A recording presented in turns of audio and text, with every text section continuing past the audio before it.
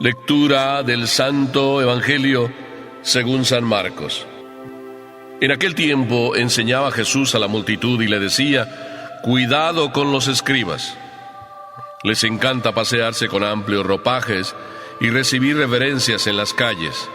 Buscan los asientos de honor en las sinagogas y los primeros puestos en los banquetes. Se echan sobre los bienes de las viudas haciendo ostentación de largos rezos.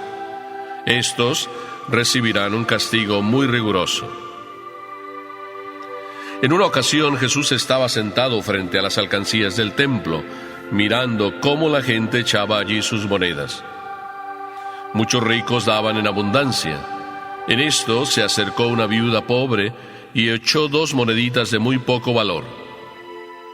Llamando entonces a sus discípulos, Jesús les dijo: yo les aseguro que esa pobre viuda ha echado en la alcancía más que todos, porque los demás han echado de lo que les sobraba, pero ésta, en su pobreza, ha echado todo lo que tenía para vivir. Palabra del Señor.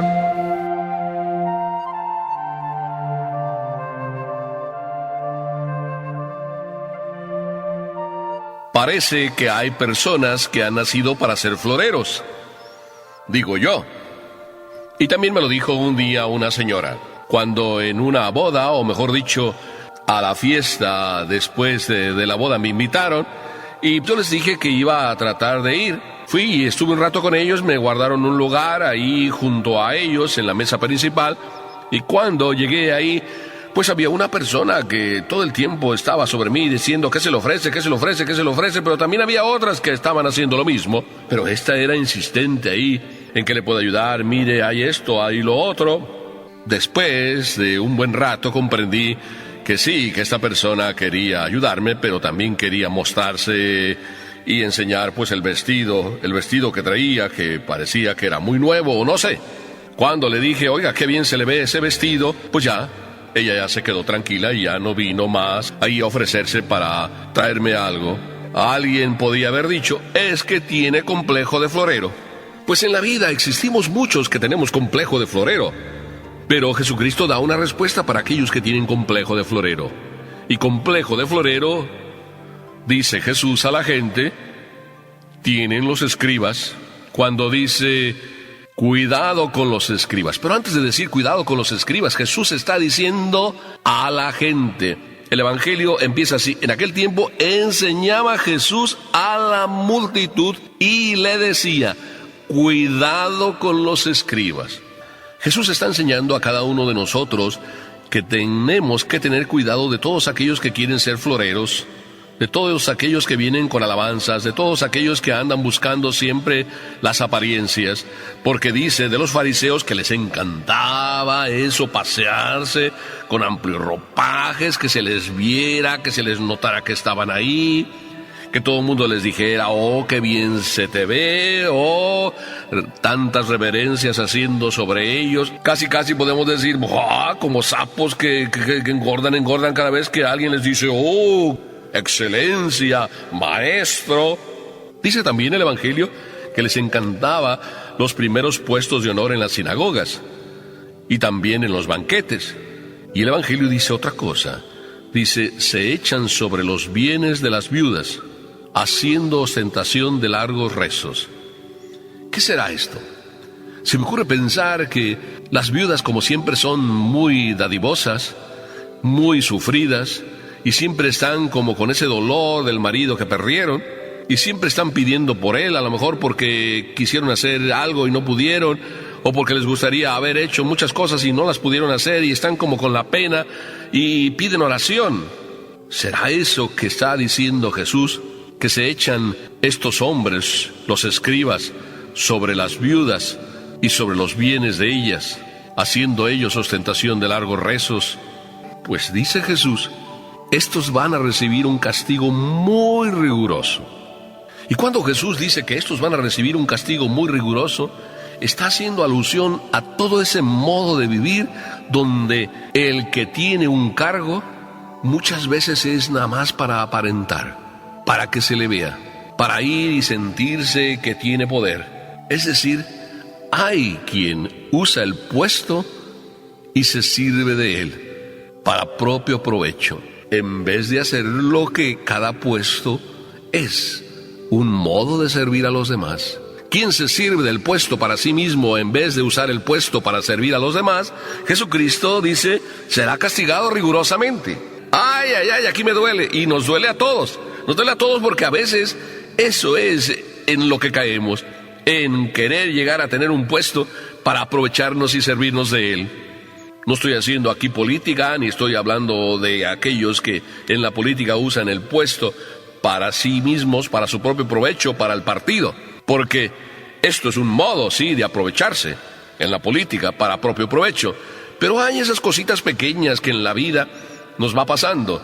Miren que también hay alguien que a veces se casa y se casa solo para propio provecho. Yo conocí a una persona que me dijo, bueno, yo me casé. Sí, me casé para tener hijos, para que me cuiden y para que después también me continúen cuidando. Esa era la única finalidad de haberse casado. ¡Qué tremendo egoísmo! Pero hay también a alguien que, por ejemplo, quiere ser profesor para aprovecharse y servirse de ese puesto y te enseña muy poco, simplemente está aprovechándose del sueldo que le pagan. Profesor que se aprovecha. Hay también quien se aprovecha de un puesto en la iglesia y no necesariamente es el padrecito. Puede ser uno de esos voluntarios que dicen que sirven a la iglesia o que están en la iglesia para servir y lo que están es sirviéndose de la iglesia para sí mismos. El Señor dice que van a recibir un castigo muy riguroso, porque en esta vida solo hemos nacido, como dice el catecismo, para amar y servir a Dios. Y la otra nos toca gozar. Amar y servir a Dios significa estar dispuestos en esta vida solo a servir. El que vive para servir, ese sí sirve para vivir. Sí, no estoy jugando con las palabras. El que vive para servir, ese sí sirve para vivir. Porque todo mundo rechaza también a aquellas personas que son egoístas de por sí. Ya lo sabes. Aquel comentario del niño en el recreo, cuando el profesor les dio el balón para que jugaran y aquel niño agarró el balón y se lo llevó y nada más lo traía ahí y estaba jugando ahí en la esquina con la pared, botando el balón y rebotándolo contra la pared. Y después todos los niños acudieron al maestro y decir, maestro, mire, no nos puede dejar otro balón, pero ya les di un balón. Sí, pero aquel niño nada más lo quiere para sí. Nada más piensa en sí, no nos deja a nosotros jugar. Y mire, profesor, que si no nos pega. Hay quien se aprovecha también de su fuerza para solo pensar en sí. Este ejemplo tonto, a lo mejor, del niño, lo vemos también en la vida ordinaria. ¿Cuántos también se aprovechan de su poder, de su inteligencia, de su imaginación tan rica, para humillar a los demás, para estar nada más sirviéndose eso de sí mismos y queriendo que todo el mundo los considere maestros, ingenieros, o que me digan don Juan, don Luis, don Rafael, que siempre me pongan el don, me llamen, me ensalcen, me tengan en el candelero, ser florero. Sin embargo, Jesús es muy claro. A mí no me gustaría que tú o yo llegáramos allá arriba y el Señor tuviera que decirnos, ya, hijo mío, recibiste tu recompensa. Buscaste ser florero, buscaste que te alabaran, buscaste estar en los primeros puestos, toda tu lucha era esa, para que todo el mundo dijera, oh, pues ya recibiste el aplauso. Aquí en el cielo, ahora les toca venir a aquellos que vivieron humilde y sencillamente. Qué triste sería escuchar del Señor esta respuesta. Y sin embargo, esa respuesta que te puede doler a ti el día en que el Señor la diga, hoy la puedes evitar sirviendo a los demás. Por eso Jesús, en la segunda parte de este evangelio, mientras está ahí viendo lo contrario de lo que hacen los fariseos y los escribas, mientras está ahí viendo desde lejos, Jesús siempre es observador. ¿Y qué es lo que está viendo? Cómo la gente echa el dinero ahí en la alcancía. Y dice Jesús que hay alguien que llega y con toda la ostentación hace el ruido, echa y echa para que se note. Y dice el Evangelio que muchos de esos echan simplemente de lo que les sobra y además hacen ruido. Sin embargo, Jesús, que va observando el corazón de cada uno, descubre ahí una viuda sencilla, calladita, que va ahí y deposita de una manera muy silenciosa sus 2 moneditas.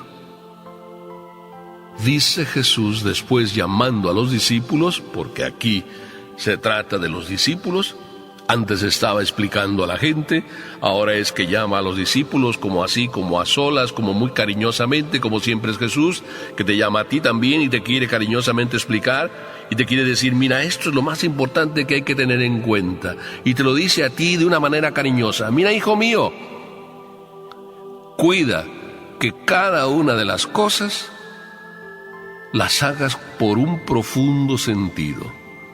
Si unos dan de lo que les sobra, tú da de lo que te hace falta.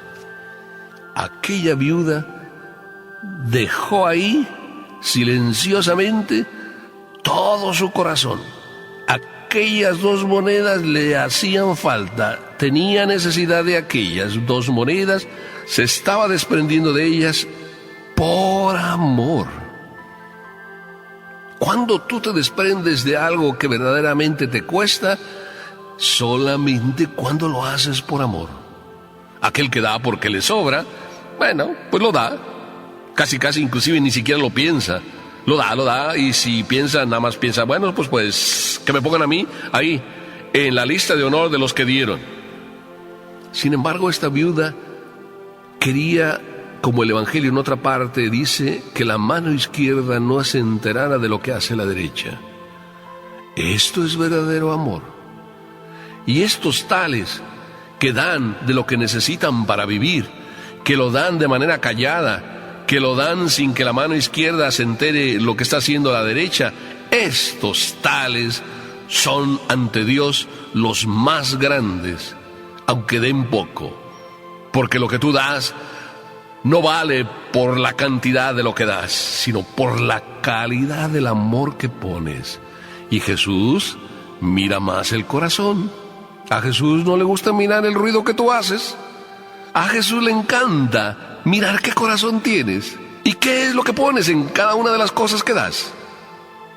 Te invito, vamos, sí, caminemos. No seamos de esos que andemos queriendo que se nos vea, sino de esos que caminamos en el silencio de nuestro corazón, dándole a Dios en cada momento lo que Él nos pide. Dándole a Dios en el silencio de nuestro corazón lo que Él nos pide. Y entonces ese florero solo lo conoce Dios. Y ese florero solo lo premia Dios. De estos floreros, nacidos del corazón, tenemos que ofrecer a Dios, tú y yo. ¿Es de lo que nos cuesta? Es desde ahí, desde lo que nos cuesta, desde donde le estamos diciendo a Dios, te amo. Y es desde ese amo o te amo que tú dices cuando das, es desde ese amo que tú dices que Dios también te va a decir en el momento que llegues al cielo, yo también te amo a ti. En el silencio de mi corazón y en el silencio de tu corazón. Qué hermosa respuesta de Papá Dios. Escuchémosla y escuchémosla todos los días. Así es Jesús y así es Papá Dios. Te amo en el silencio de tu corazón, porque también tú, desde el silencio de tu corazón, me respondes. Hagamos este camino en el corazón, que nadie vea lo que hace tu mano derecha y que ni siquiera la izquierda que lo ve lo publique. Amén.